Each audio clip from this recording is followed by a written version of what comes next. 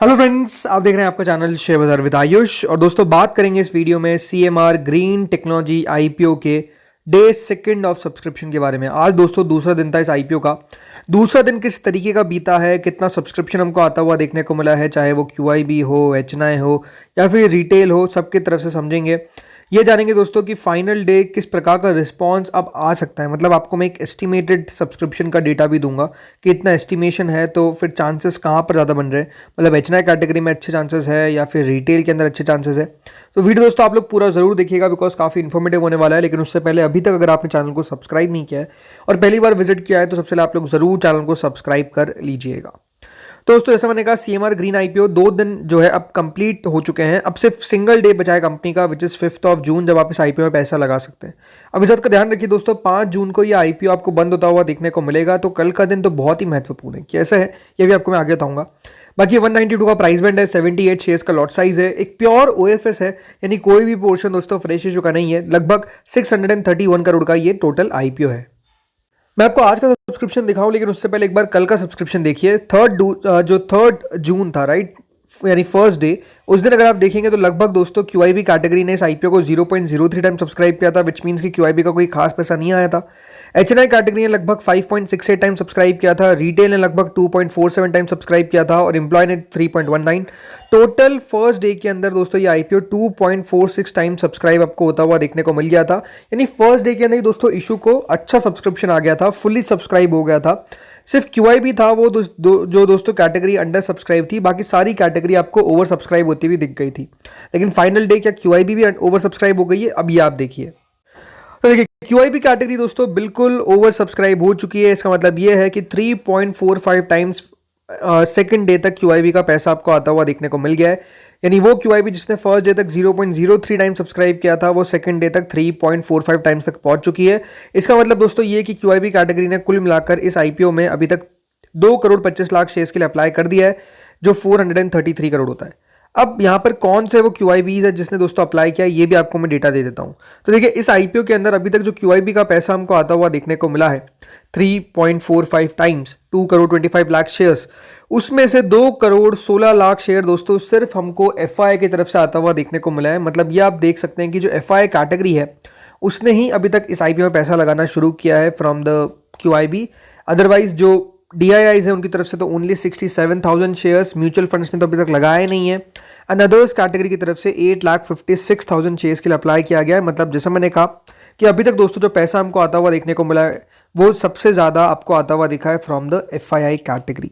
मतलब ये जो पूरा कितना 433 करोड़ है लगभग। अब ये मान चलिए कि ये कितना 415 करोड़ के आसपास आ गया, जो आपको एफआई की तरफ से आता हुआ दिखा है। तो इतना ज़्यादा सब्सक्रिप्शन अभी तक एफआई की तरफ से आया। जैसे मैंने कल भी कहा था आपको कि फर्स्ट और सेकंड डे क्यूआईबी का पैसा ना भी आए तो चलता है, लास्ट डे बहुत इंपॉर्टेंट है। यानी अब जैसा आपको मैंने कहा अभी थोड़ी देर पहले कि लास्ट डे का महत्व क्यों है, बिकॉज इस समय दोस्तों आपको पता चलेगा कि क्यूआईबी क्या कर रहे हैं। एफआई की तरफ से कितना पैसा आता हुआ दिख रहा है, डीआई की तरफ से कितना पैसा आता हुआ दिख रहा है, म्यूचुअल फंड्स की तरफ से कितना पैसा आता हुआ दिख रहा है, और अदर्स कैटेगरी क्या कर रहे हैं। क्योंकि देखिए, एफआई का पैसा बहुत इंपॉर्टेंट होता है आईपीओ में, डीआई का पैसा बहुत इंपॉर्टेंट होता है आईपीओ में, और म्यूचुअल फंड्स का भी बहुत इंपॉर्टेंट होता है। ये दिखाता है कि अगर दोस्तों इन कैटेगरी की तरफ से आपको अच्छा पैसा आता हुआ दिख रहा है, इसका मतलब ये है कि आईपीओ के अंदर कुछ तो दमखम होगा, अदरवाइज वो पैसा ना लगाते। तो एग्जैक्टली इसलिए दोस्तों जो डेटा रहता है वो इंपॉर्टेंट रहेगा। कल आपको मैं अभी से बता रहा हूँ कि 2:30 में 2:30 PM पे एक फाइनल डिसीजन वाला वीडियो आएगा, जिसमें आपको मैं अपडेटेड सब्सक्रिप्शन बताऊंगा किसका, क्यूआईबी कैटेगरी का। और वो दोस्तों डेटा से आपको भी पता चल जाएगा कि हाँ आपको आईपीओ में अप्लाई करना है या फिर नहीं करना है, राइट। तो ये क्लियर हो जाएगा। चलिए अब आते हैं अगली कैटेगरी पे, जो है हमारी एचएनआई कैटेगरी। एचएनआई कैटेगरी दोस्तों 2 दिनों के अंदर 21.79 टाइम सब्सक्राइब हो गई है, जिसमें बिग एचएनआई कैटेगरी 20 गुना और स्मॉल एचएनआई कैटेगरी 24 गुना लगभग सब्सक्राइब हो चुकी है।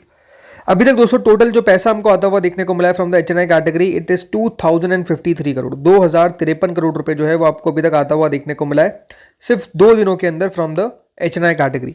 अब इंपॉर्टेंट बात क्या है कि जो बिग एचएनआई कैटेगरी है वो दोस्तों अभी तक सब्सक्राइब हुई है बाय 20.77 टाइम्स। इसका मतलब ये है कि बिग एचएनआई के अंदर मोटा मोटी अभी तक अलॉटमेंट मिल रहा है हर 4.18 में से एक को, ठीक है।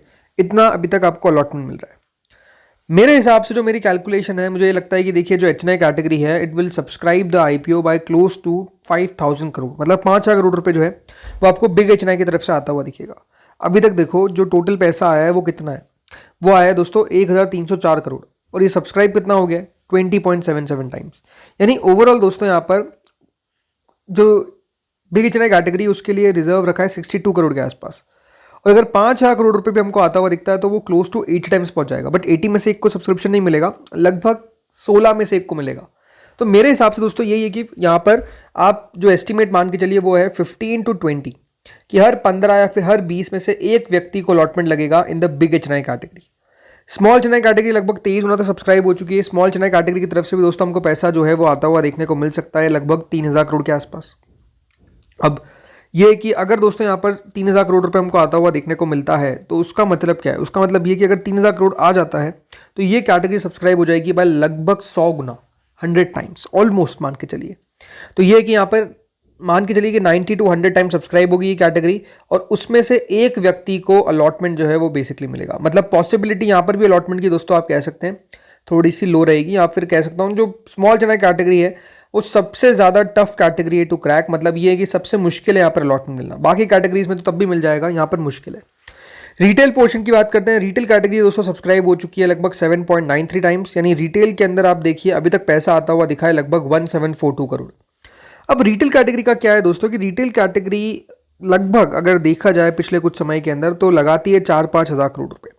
4,000 करोड़ रुपए आप मोटा मोटी मान के चलिए कि रिटेल की तरफ से आपको पैसा आता हुआ देखने को मिल सकता है। अब अगर 4,000 करोड़ रुपए रिटेल दोस्तों इस आईपीओ में पैसा लगा देगा तो मान के चलिए सब्सक्राइब होगा ये कैटेगरी बाय 18 टाइम्स। मतलब मान के मेरे हिसाब से देखिए यहाँ पर एक्सपेक्टेशन है 15 to 20 टाइम्स जो रिटेल कैटेगरी वो भी सब्सक्राइब होगी। तो अगर किसी के पास बिग एचएनआई का पैसा है तो फिर मेरे हिसाब से सबसे बेस्ट कैटेगरी है to apply in is big HNI. मतलब बिग एचएनआई के अंदर दोस्तों वैसे भी पॉसिबिलिटी लगभग मेरे हिसाब से अगर कुछ फर्क पड़ता भी है रिटेल के अंदर या फिर बिग एचएनआई के अंदर तो वो पड़ेगा मुश्किल से 4-5 गुना का। मतलब ये हो सकता है कि देखिए रिटेल में आपको अगर 20 गुना सब्सक्राइब हो और बिग एचएनआई बहुत ही ओवरवेलमिंग सब्सक्रिप्शन आ गया तो 25 गुना तक पहुंच जाएगी। तो वो है कि 20 में से एक 25 में से एक ऑलमोस्ट पॉसिबिलिटी उतनी ही है। तो अगर बिग एचएनआई वाला पैसा है आपके पास कि हाँ मेरे पास 10 लाख रुपए है लगाने के लिए तो फिर तो बिग एचएनआई में जाना ही सबसे बेस्ट है। नहीं है तो फिर रिटेल कैटेगरी पे जाइए। स्मॉल चेन्नई कैटेगरी के अंदर तो दोस्तों सिंपल सी बात है, आपको अपना लक ट्राई करना है। स्मॉल चेन्नई कैटेगरी तो लक वाली है।